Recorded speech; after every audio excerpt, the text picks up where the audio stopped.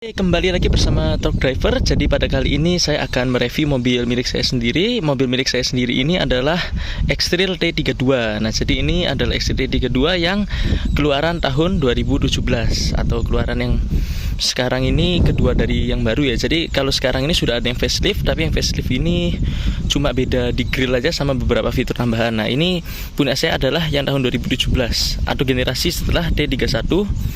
Nah, kurang lebih saya akan mereview dari bagian depan terlebih dahulu. Dari bagian depan ini kita bisa lihat grillnya ini ya. Grillnya ini adalah grill V. Grill V ini adalah khasnya Nissan ya. Jadi pada Nissan Livina, lalu pada Nissan Terra dan lain-lain semuanya ini telah menggunakan grill yang sama, grill model V seperti ini. Kurang lebih ini adalah ciri khas dari mobil Nissan. Oke, kurang lebih seperti ini ya. Kalau dilihat-lihat sih, kalau menurut pendapat saya pribadi dibanding kompetitornya seperti CX-5 dan juga CR-V ini, desainnya ini dapat dikatakan relatif ya. Tapi untuk saya sendiri, saya suka desain dari X-Trail karena desainnya ini berbeda lain dari lain. Agak unik gitu ya, desainnya lebih dewasa. Nah, sedangkan kalau CX-5 itu saya lihat lebih sporty, sedangkan CR-V itu model Honda pada umumnya. Nah, kalau kita lihat dari depan, untuk bagian lampunya ini sudah menggunakan proyektor ya, sudah menggunakan proyektor LED, sudah berwarna putih, tapi fog lampnya ini masih halogen atau masih warna kuning. Nah, selanjutnya untuk kita lihat pada bagian ini ya, plat nomor. Di sini saya juga sudah mengganti pakai frameless plate ini ya, pakai frameless plate. Lalu ini adalah plat custom, yang plat custom ini dibuat lebih clean gitu, jadi lebih enak untuk dilihat. Oke, juga setelah itu kita akan melihat bagian mesinnya terlebih dahulu. Nah, kalau untuk membukanya seperti ini ya, kita tinggal tekan aja di sini. Setelah kita tekan, kita buka. Nah, di sini ini untuk buka mesinnya ya, untuk buka mesin seperti ini. Oke, sebentar. Oke, jadi ini kap mesin sudah terbuka. Kap mesinnya bagi saya cukup ringan. Nah, ini jadi mesinnya ya. Mesinnya ini menggunakan KR25DE. KR25DE ini satu basic sama mesin yang dimiliki Sirena ya. Sirena itu ada dulu pakai KR20, cuma ini KR25, cc-nya 2500 cc ya. Nah, kurang lebih ini engine bay dari X-Trail milik saya. Nah, seperti ini kurang lebih. Nah, ini ada tampung pengisian air radiator. Lalu ini selang-selang perasian ya, di sini ya, ini ada selang-selang perasian. Lalu ini intake-nya, dan di bawah ini tempat penaruhan mesin. Ini untuk filternya.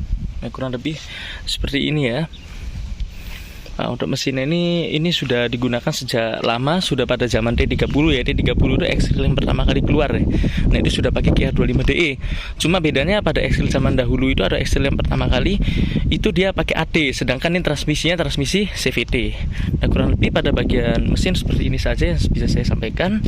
Lalu oh ya, untuk nomor rangka ya. Jadi nomor rangka itu kita bisa lihat dari sini, di sini yang di bawahnya selang radiator itu untuk melihat nomor rangka.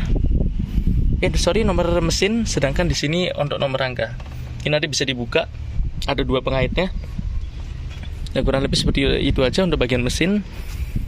Bagian samping, jadi pada bagian samping ini kurang lebih seperti ini ya desainnya. Ini sangat berbeda dari generasi sebelumnya. Kalau generasi sebelumnya itu desainnya itu masih mengotak ya. Kalau ini desainnya sudah mirip-mirip seperti CR-V atau pesaingnya seperti CX-5, desainnya sudah membulat.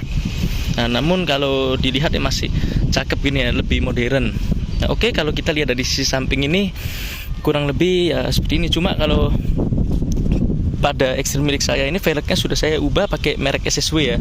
Ini wheel dub nggak cukup karena natap dengan knoknya ini. Natap ini saya ganti pakai SSW agar tampilannya bisa lebih bagus. Nah, ini kebetulan mobil pribadi milik saya sendiri untuk harian. Sebelum masuk ke dalam interior, kita akan membahas terlebih dahulu pada bagian belakang ya. Jadi bagian belakang seperti ini, lampunya ini masih lampu biasa, gini masih belum seperti punya Pajero lain-lain. CR-V baru itu kan masih konvensional seperti biasanya, namun ini cukup menarik juga ya modelnya.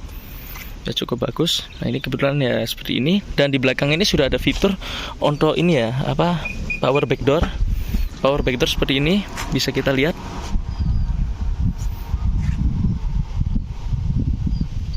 Nah, power back door-nya cukup lancar, cukup bagus.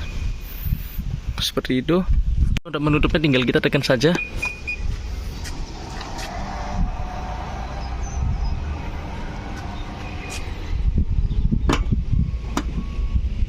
Nah, cukup lancar ya, tidak ada kendala pada power backdoor, sangat bagus.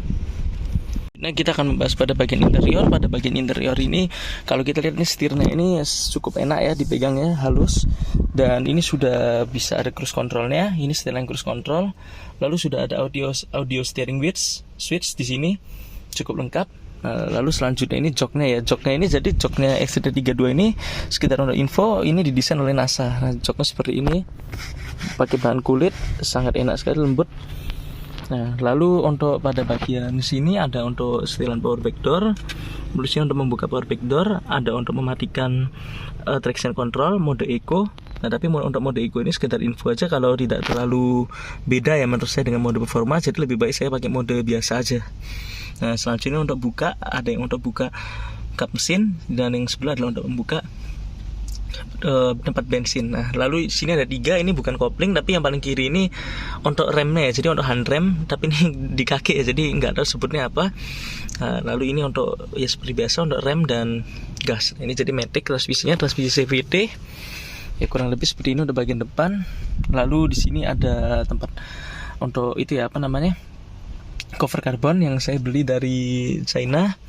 Lalu kita bisa lihat pada speedometer ini sudah ada intelligent door ya, jadi untuk pintu buka bisa dideteksi.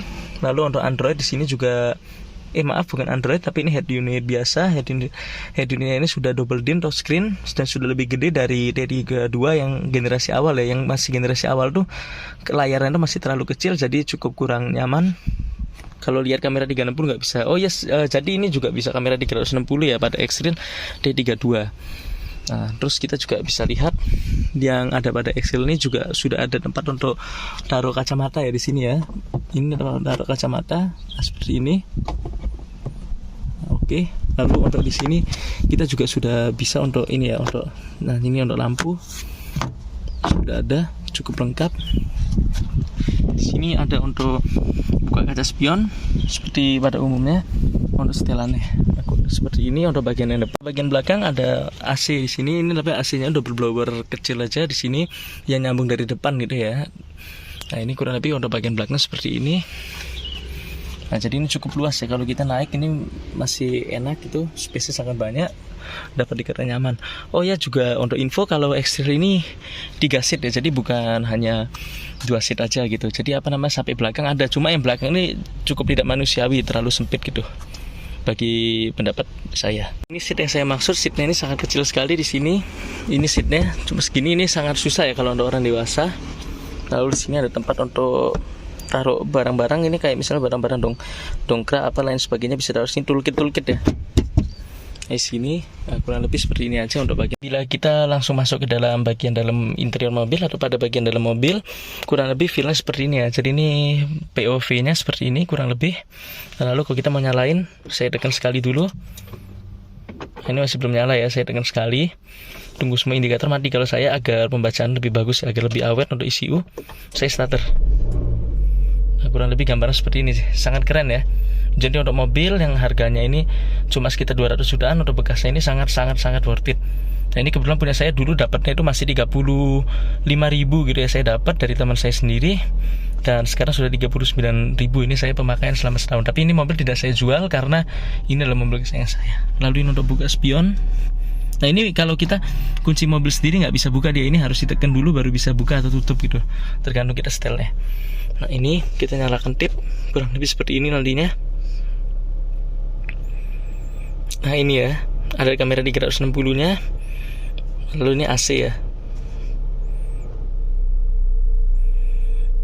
Nah, ini untuk AC nya cukup dingin bagi saya. Nah, ini dual AC ya, setelan AC nya.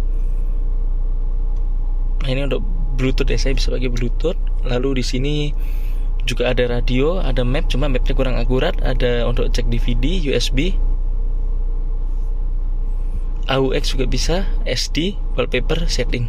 Ya kurang lebih sih seperti ini saja untuk itu. Tapi saya kebanyakan pakai Bluetooth aja gitu ya. Nah, selanjutnya kita bisa lihat juga ini pada transmisi. Transmisinya ini ya kurang lebih seperti aja, ada PRND dan ini Triplonic ya, nanti geser ke kanan nanti bisa jadi Triplonic. Tapi Triplonic CVT ya nggak bisa berharap lebih juga, realistis saja. Nah, lalu di sini kita ada untuk ini. Nah, saya taruh untuk buku-buku servis saja biar rapi. Nah, ini kebetulan mobil harian saya sendiri ya. Saya habis olahraga. Nah, di sini juga ini ada pendinginnya ya. Jadi sini kalau kita buka, nah ini nanti ada untuk mendinginkan minuman. Sangat-sangat mantap ya jadi ya. Untuk mobil seharga 200 jutaan. Nah, ini maaf untuk Avrek ini bukannya dia boros, tapi kenapa dia bisa 7,6 karena jaraknya pendek ya. Jadi kalau jaraknya pendek pembacaannya itu jadi lebih boros. Tapi kalau kita pakai jauh mobil ini dapatnya 1.8 sampai 1.13. Irit loh ekstrimnya, bener. Saya nggak bohong. Itu cuma pembacaannya kalau jarak dekat memang agak ngaco sedikit, terlalu boros itu pembacaannya. Nah, lalu